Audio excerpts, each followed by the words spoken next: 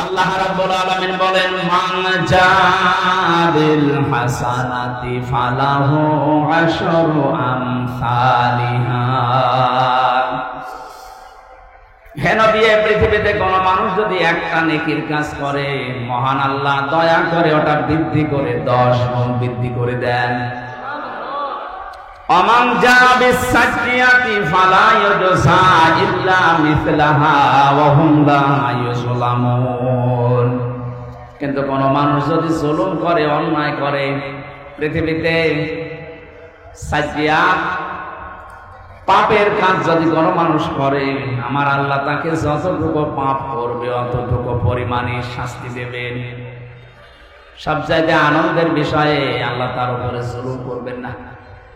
এই যে শেষের শব্দটা, জুলুম করেন না আল্লাহ, এটা যে এত নিকৃষ্ট শব্দ আল্লাহর কাছে। আল্লাহর সাথে কেউ যদি জুলুম করে, আল্লাহ হয়তো তাকে মাফ করে দেবেন, কিন্তু সৃষ্টি জগতের কারো সাথে কারো যদি জুলুম হয়ে যায়, আল্লাহ তাকে মাফ করবে না যতক্ষণ ওই মাজলুম তাকে মাফ না করে। আমার কথা ক্লিয়ার তো? না না, ক্লিয়ার হয়নি। আপনি আল্লাহর বিভিন্ন অধিকার নষ্ট করেছেন। আপনি বান্দা হিসাবে আল্লাহর অনেকগুলো অধিকার আল্লাহ আপনার কাছে পায়। যেমন আপনাকে উল্লেখ করার মতো কিছু ছিল না, সেখান থেকে আজ আপনাকে ওয়াহিদুজ্জামান বানিয়েছে। এটা আপনার বাবা বানিয়েছে। হ্যাঁ, বলেন বলেন। হাল আতা আলাল ইনসানি হাইনুম মিনাদ দাহরি লাম ইয়াকুন শাইআম মাযকুরা। হে ওয়াহিদুজ্জামান, তোমার জীবনে এমন একটা সময় ছিল যখন উল্লেখ করব এরকম কিছু বিষয় তুমি ছিলে না। কে বলছে? সেখান থেকে আজ এই চেয়ারে বসিয়েছি আমি। এখানে এককভাবে হয়তো তোমার মা বাবা বিছানায় ছিল, এতটুকুই শেষ। বাকি যা করার আমি আল্লাহ নিজে করেছি। এজন্য তোমার প্রতি আমার অনেকগুলো দাবি আছে। আমি তোমাকে বানানোর কারণে আমার প্রতি তোমার যেমন দাবি আছে, সে দাবিগুলো আমি ওই যে বীর্য থেকে শুরু করে এ পর্যন্ত সবই দিয়েছি। তুমি কথা বলতে পারতে না, আমি আল্লাহ এটা শিখিয়েছি। বিজ্ঞান এখন জানিয়েছে যে মানুষ কথা বলে, এক একটা কথা তৈরি হতে 27টা ধাক্কা লাগে। এই কণ্ঠে, এই কণ্ঠের ভেতরে 27টা স্তর আছে। এতগুলো ধাক্কা তৈরি হওয়ার পর একটা কথা আপনি বের করতে পারেন। কোরআন আর হাদিস জানিয়েছে প্রত্যেকটি স্তরে আল্লাহ এক একজন ফেরেশতা বসিয়ে রেখেছে আপনার এই কথা তৈরি করার জন্য। মেশিনের ভেতরে যদি আপনি গম দেন, 3-4টা স্তর পার হওয়ার পরে আটা বের হয়। আল্লাহ বলেন, এই যে কণ্ঠের কয়েক ইঞ্চি জায়গা, এখান থেকে কথা তৈরি হতে 27টা স্তর পার করে একটা কথা বের হয়। কাউকে যদি আল্লাহ কথা বন্ধ করে দেয়, তাম দুনিয়ার সব ডাক্তার মিলেও আপনার কথা বের করতে পারবে না, কারণ এটা মানুষের দায়িত্বে নেই, এটা আল্লাহ নিজের দায়িত্বে রেখেছেন, আর এটা পালন করাচ্ছেন আল্লাহ ফেরেশতাদেরকে দিয়ে। এই জন্য মানুষ যদি একটু নাড়াচাড়া দেয় বিবেককে, একটু যদি কাছে লাগাতে চেষ্টা করে, ওর দুনিয়ার দিকে তাকানো লাগবে না, ওর নিজের দিকে তাকালে হেদায়েত পেয়ে যাবে। আমরা বহুবার বলেছি, মানুষকে বানাতে আল্লাহ যে নিজের পক্ষ থেকে 5টা জিনিস দান করেছিলেন: শ্রবণ শক্তি, দর্শন শক্তি, বাক শক্তি, আকেল শক্তি আর ঘ্রাণ শক্তি। এর ভেতরে বাক শক্তি এ শব্দটা আছে না? বলেন বলেন। এটা ক্লাস চলছে, ছাত্রের মতো জবাব দেবে। বাক শক্তি দিয়ে মানুষ কি করে? কথা বলে। বলেন না কেন? এইটা আল্লাহ নিজে দিয়েছেন, কেউ দেয়নি। তাফসীরের ভেতরে পড়েছি হাক্কানিতে, এখানে অনেক আলেম আছে, তাদেরকে বলছি আপনি একটু চিন্তা করে দেখেন, এই যে 27টা স্তর, প্রতি জায়গায় একজন করে ফেরেশতা বসে আছে, এর কথা ওর কাছে, ওর কথা ওর কাছে, এভাবে দিতে দিতে 27 নাম্বারের জায়গা দিয়ে একটা কথা তৈরি হয়। একটা ফেরেশতা যদি ওখানে বসা অবস্থায় দায়িত্ব সঠিকভাবে পালন না করে, কোরআন আর হাদিসের বর্ণনা আপনি কথা শুদ্ধভাবে বলতে পারবেন না, গা গো শব্দ হবে। আর বিজ্ঞানের থিওরি হচ্ছে আপনার কথাগুলো মুখ দিয়ে আসবেই না। পাগল যেমন করে আপনি ওরকম করবেন।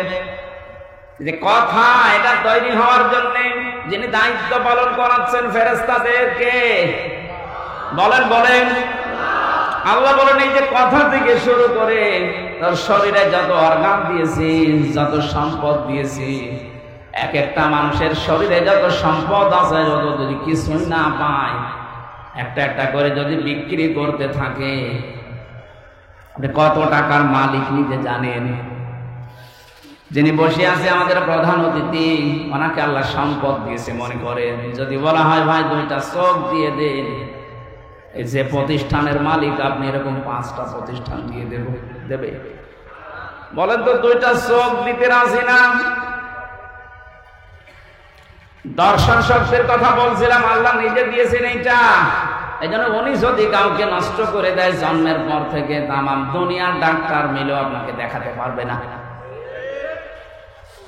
আল্লাহ বলেন আমি যে নেই থেকে শুরু করে তোরে হামসা বানালাম, বহু কিছু তোর জীবনে আমার আছে, আমার যেমন আছে তোর জীবনে আমিও তো তোর কাছে কিছু পাবো। সেই হিসাবে আমাকে তো কিছু দিতে পারলে না, তারপরও আমার বিভিন্ন অধিকারগুলো যখন নষ্ট করে ফেলো, আমি আল্লাহর কাছে যখন ফিরে আসার ঘোষণাও দেয়া যে আমি ফিরে আসতেছি, তখন আমি আল্লাহ মাফ করে দেই। কিন্তু আমার সৃষ্টি যারা এই পৃথিবীর আমরা 18,000 মাখলুকাত বলি, তার চাইতেও বেশি আছে। এই সৃষ্টির কারো সাথে যদি তোমার জুলুম হয়ে যায়, যতক্ষণ ওই মাজলুম তোমাকে মাফ না করবে, ততক্ষণ তোমার ক্ষমা নেই। এই বিষয়টা আজকে আমি ক্লিয়ার করব যতটুকু সময় লাগে। এই বাংলাদেশে যেহেতু এটা এখন বেশি চলছে, এই 15.5 বছর আপনারা যারা জুলুম ও অত্যাচার, নির্যাতন, গুম খুন, মানুষের অধিকার নষ্ট করা, আয়না ঘরের সাথে যারা জড়িত ছিলেন, এটা যে ছিলেন এটা প্রমাণ হয়ে গেছে না? এখন যদি আপনি বলেন আস্তাগফিরুল্লাহ, আপনার মাফ হবে না? আরে ভাই আপনি তো আল্লাহর কাছে অপরাধ করেননি, আপনি অপরাধ করেছেন হামজার কাছে। এটা আমি 3টা বছর ছেলে ছিলাম, আপনি কি আল্লাহর কাছে অপরাধ করলেন না আমার কাছে? কয়েকদিন আগে আমার মামলা সব খারিজ হয়ে গেছে, আদালত কর্তৃক প্রমাণিত যে আমার কোনো দোষ নেই, আমি নির্দোষ।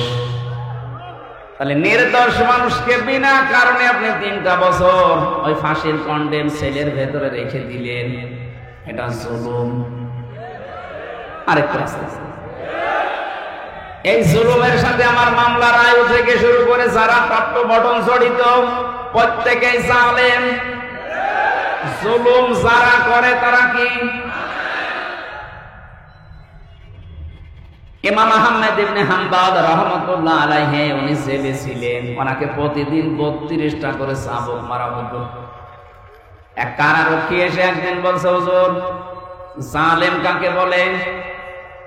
জালেমদের যে বর্ণনা আপনি মাঝে মাঝে এই যে কারাগারে বসে বসে বলেন, লেখেন, তা আমি যে আপনাকে পাহারা দেই, আমি কি জালেমের ভেতরে পড়ি? আমি কি জালেমের সহযোগী হিসাবে পড়ি? আপনি একটু আমাকে বলেন তো। ইমাম আহমদ ইবনে হাম্বল বললেন, আল্লাহর বান্দা, জালেমের সহযোগী বলা হয় তাদেরকে যে মানুষগুলো যারা জুলুম করে তাদের পানি টেনে দেয়, কাপড় পরিষ্কার করে, ঘরদোর পরিষ্কার করে দেয়, নাস্তা বানিয়ে দেয়, চা টেনে দেয়। এই জালেমদের যারা এগুলো খেদমতে আছে, তারা হচ্ছে জালেমদের সহকারী। আর তুমি যেটা করছো সহকারী না, তুমি নিজে জালেম। দাঁতে কামড় দিয়ে বলছে, কি প্রশ্ন করলাম আর উত্তর পেলাম কি? প্রশ্ন না করে ভালো ছিল। আমি জানতে চেয়েছিলাম যে আমি কি জালেমের সহযোগী কিনা, এখন তো নিজেই আমি জালেম হয়ে গেলাম। এই জুলুম থেকে মুক্ত হওয়ার জন্য কি করা লাগবে? উনি কয়েকটা টিপস দিয়েছিলেন। আমার এখানে শিক্ষা দেওয়ার বিষয়, এই 15.5 বছরে যে যা জুলুম করেছেন, ওই জুলুম যদি যার সাথে করলেন তার ক্ষতি হয়ে যায়, ওই ক্ষতিপূরণ আপনাকে দেওয়া লাগবে। আমার সাথে এক ওসি ছিল কারাগারে, নুসরাত হত্যা মামলা। আমি একদিন আমার ফাঁসির কন্ডেম সেলে বসে বসে তাওবার ব্যাখ্যা করছিলাম। উনি আমার কাছে এসে বলছে, হুজুর যে ব্যাখ্যা দিলেন আমিও তো তওবা করেছি, দেখেন তো আমার তওবা মেলে কিনা। বলেন, যে নির্বাচন গেল আমি বাইরে ছিলাম, রাত 12টার পর থেকে আমার যে এসআই এবং আমার যা আছে আশপাশে কনস্টেবল, এদেরকে নিয়ে আমার আন্ডারে যারা রাত 12টার পর থেকে আল্লাহ নামে আমি ভোট ফাটা আরম্ভ করলাম। এই দেখেন কোরআন শরীফ আমার সামনে এইভাবে বলছে, আমি আল্লাহর নামে ভোট ফাটা আরম্ভ করলাম। ফজর পর্যন্ত কাজ করে বাক্স পরিপূর্ণ করে আমি জায়গা মতো পাঠিয়ে দিলাম। এই জন্যই তো দিনের ভোট রাতে হয়েছে। প্রত্যেক থানায় একই অবস্থা।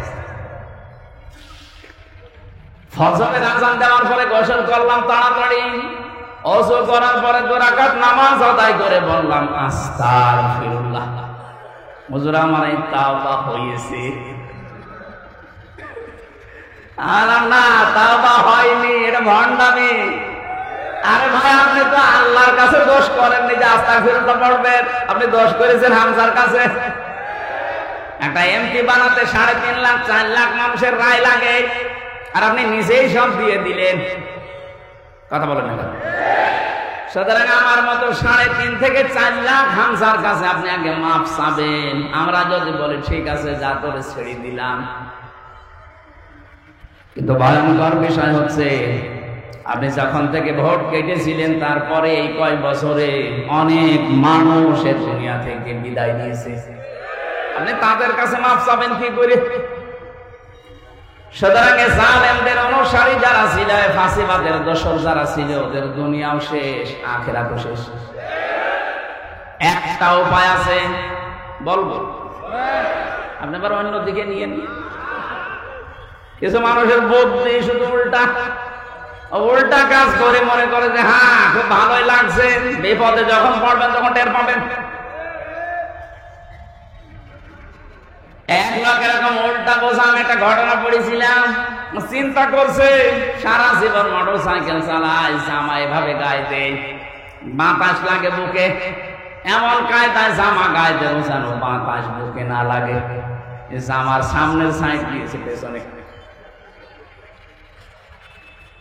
এত জোরে মোটর সাইকেল, শেষ পর্যন্ত অ্যাক্সিডেন্ট করে মসজিদের পাশে পড়ে আছে। মুসল্লিরা ফজরের পরে বের হয়ে বলছে, কি গো অ্যাক্সিডেন্ট করে ভদ্রলোক পড়ে আছে, তাড়াতাড়ি পানি নিয়ে আসেন। মসজিদের ইমাম বের হয়ে বলছে, কি বলো, দেখো এর অবস্থা, পানি কোন জায়গায় দিবা, এর মাথা তো পেছনে চলে গেছে। এরা যদি বাঁচাতে চাও তাড়াতাড়ি আগে মাথা ঘুরে সামনে নিয়ে আসো, 3-4 জন মিলে। বা এতক্ষণ যদি নড়াচড়া ছিল, এখন আর বাঁচবে? আপনি সব জিনিস উল্টা বোঝেন কোন কারণে? এবার যেটা বলছে এটা হাদিস থেকে, এখানে যারা রেকর্ড করছে সারা দুনিয়া এটা ছড়াবে, বিশেষ করে সারা বাংলাদেশে কালকে চলে যাবে। আমার সামনে এখন এই 20,000 মানুষ না, আমার সামনে এখন 18 কোটি মানুষ। সবাইকে খুব ভালোবাসা নিয়ে বলছি, মায়া মহব্বত নিয়ে বলছি, আপনি আশা করি আপনি শুনবেন, তাহলে আপনি দুনিয়াও সফল হতে পারবেন, আখিরাতেও মুক্তি পাবেন। যারা অপরাধ করেন, জুলুম বিশেষ করে, এটা করার পরে যদি আপনি শুধু আস্তাগফিরুল্লাহ পড়েন হবে না কেন?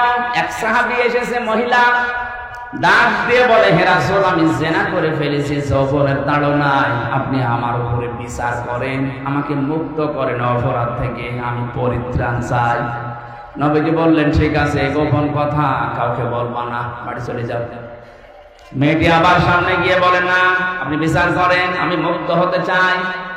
কারণ পৃথিবীতে 3টা অপরাধের শাস্তি আল্লাহ ডবল করে দেবে। কয়টা? আরো জোরে আর একবার বলেন। সূরা ফুরকান 19 নাম্বার পারা 4 নাম্বার পৃষ্ঠার 14 নাম্বার লাইনে 78 নাম্বার কি 68 নাম্বার আয়াতের প্রথম অংশে আছে, ওয়াল্লাযীনা লা ইয়াদউনা মা'আল্লাহি ইলাহান আখারা ওয়া লা ইয়াকতুলুনান নাফসাল্লাতী হারামাল্লাহু ইল্লা বিল হক ওয়া লা ইয়াজনুন রহমানের বান্দাদের গুণাগুণ বর্ণনা করতে গিয়ে আল্লাহ জানিয়েছেন, আমি আল্লাহর বান্দা বলে যারা দুনিয়ায় দাবি করবে তাদের কমপক্ষে জীবনে তিনটি কাজ তো থাকবেই না। আমি আল্লাহকে তারা ডাকবে, কিন্তু আমার পাশাপাশি অন্য কাউকে তারা ডাকবে না। অথচ এই কাজটা বাংলাদেশে বেশি হচ্ছে। এই যে মাআল্লাহ, আল্লাহর সাথে ইলাহান আখারা, অন্য কাউকে যে ডাকে, আল্লাহ বলেন আল্লাযীনা লা ইয়াদউনা, তোমরা ডাকবা না মাআল্লাহ, আল্লাহর সাথে ইলাহান আখারা, অন্য কাউকে। আপনি দেখেন তো দেশের বহু জায়গায় আজ আল্লাহর নামে কিছুক্ষণ স্মরণ করে, জিকির করে, এরপরে আপনি এমন এমন শব্দ শুনছেন, ইয়া আলী বাবা, শাহ আলী বাবা, পাগলা বাবা, কেল্লা বাবা। তার মানে আল্লাহকে ডাকার পাশাপাশি অন্য কাউকে ডাকলেন, আপনি শিরিক করছেন। আপনি বুঝে করেন আর না বুঝে করেন, এদেশে নেই। এগুলোর মূল হোতা যারা, আপনি মানুষকে জাহান্নামে নিয়ে যাচ্ছেন, নিজেও যাচ্ছেন, জাতিকে নিয়ে যাচ্ছেন। আমি সতর্ক করার জন্য বলছি, আজকে থেকে আপনি থামবেন। আল্লাহর সাথে অন্য কাউকে ডাকা যায় নেই। কথা বলেন না কেন? আল্লাহর নামের বাদ দিয়ে অন্য কাউকে যারা ডাকে, সূরা আরাফ 180 নম্বর আয়াতের মাঝের অংশে আছে, আল্লাহ রাব্বুল আলামিন বলেন, লিল্লাহিল আসমাউল হুসনা ফাদউহু বিহা ওয়া দারুল্লাযীনা ইউলহিদুনা ফি আসমাইহি। এই যে ইলহাদ, আলেম যারা আছে তারা বুঝবে, যারা আল্লাহর সাথে ইলহাদ করে, উল্টা পাল্টা করে, আল্লাহর নামকে রং ঢং দেয়, কিছুক্ষণ লা ইলাহা ইল্লাল্লাহ, এরপরে ইল্লাল্লাহ, এরপরে হু হু, এরপরে অন্য কিছু যোগ করে।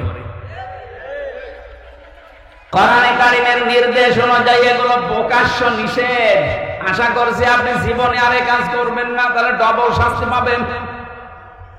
এর পরের শব্দে আল্লাহ ডবল শাস্তির কথা নিজে জানিয়েছেন, ইয়াদাফু লাহুল আযাবু ইয়াওমাল কিয়ামাহ। আল্লাহ পাক বলেন ডবল শাস্তি দেব কিয়ামতে। আজকে থেকে সিদ্ধান্ত নেওয়া যায় না, বলেন আল্লাহর সাথে আমরা আর কাউকে ডাকতে পারি না, সে বাবা হোক, চাচা হোক, কথা বলেন না কেন? যত বড় আল্লাহর ওলি দাবি করুক, পীর সাহেব হোক, খাজা বাবা হোক না, আল্লাহ ছাড়া আমি কাউকে ডাকতে পারি না জিকির হিসাবে। প্রশ্ন আসতে পারো না, জিকির হিসাবে ডাকে না, আল্লাহকে পাওয়ার জন্য ওইটা মাধ্যম হিসাবে, এটাও জায়েজ নেই। সূরা জুমার, লিউকাররিবুনা ইলাল্লাহি যুলফা। আল্লাহ পাক বলেন, নবী ওদেরকে যদি জিজ্ঞাসা করো যে দেবতাদেরকে ডাকো কেন, ওরা বলবে না এদের ডাকি না, এদের মাধ্যমে আমরা আল্লাহর কাছে যেতে চাই। আমি নাম ধরছি একটা, আপনি বেশি নাম নাম, যে আমার তাহেরি ভাই যে বিভিন্ন নাম যে জিকির বানিয়েছে, কেল্লা বাবা, শালি বাবা, ফতে বাবা, কত বাবা, এদেরকে আপনি জিজ্ঞাসা করবেন যে আল্লাহর নামে জিকির করলেন, পাশাপাশি কাদের, ওরা বলবে এদেরকে আমরা ডাকি না, এদের সম্মান মর্যাদা ডাকা ডাকি করি আল্লাহকে পাওয়ার জন্য। ১৫০০ বছর আগে ওই মুশরিকরা যা বলেছে ওরাও তাই বলছে, হ্যাঁ বলেন না কেন? আজকে থেকে ভুল পথে আর পা বাড়াবেন না, আল্লাহর সাথে অন্য কাউকে আপনি মিলাবেন না। মনে শান্তি পেতে চান, আল্লাযীনা আমানু ওয়া তাতমাইন্নু কুলুবুহুম বিযিকরিল্লাহ, আলা বিযিকরিল্লাহি তাতমাইন্নুল কুলুব। সূরা রাদের ভেতরে আল্লাহ জানিয়েছেন, যাদের ঈমান আছে তাদের অন্তরে শান্তি আসবে শুধুমাত্র আল্লাহর নামে। কার নামে? বলেন বলেন। কেল্লা বাবার নামে শান্তি আসা সম্ভব? জাতির বাবার নামে না। এ পৃথিবীতে শান্তি শুধু মুমিনের অন্তরে আসবে আল্লাহর নামে। জেনে রাখো, আল্লাহর নামে মানুষের অন্তরে একটা আলাদা শান্তি তৈরি হয়। এটার বাংলা নাম অনির্বচন সুখ। এটা পাখির বাচ্চাগুলো, মুরগির বাচ্চাগুলো দেখবেন দানা যখন এভাবে ডাউন করার পরে ফল করে দেয়, বাচ্চাগুলো ওর নিচে একটা কিচির মিচির আওয়াজ দেয়। কথা বলেন না কেন? এই আওয়াজকে বাংলা ভাষায় বলা হয় অনির্বচন শোক। এটা আপনি পাবেন তখন যখন আল্লাহ বাদে অন্য কাউকে ডাকবেন না।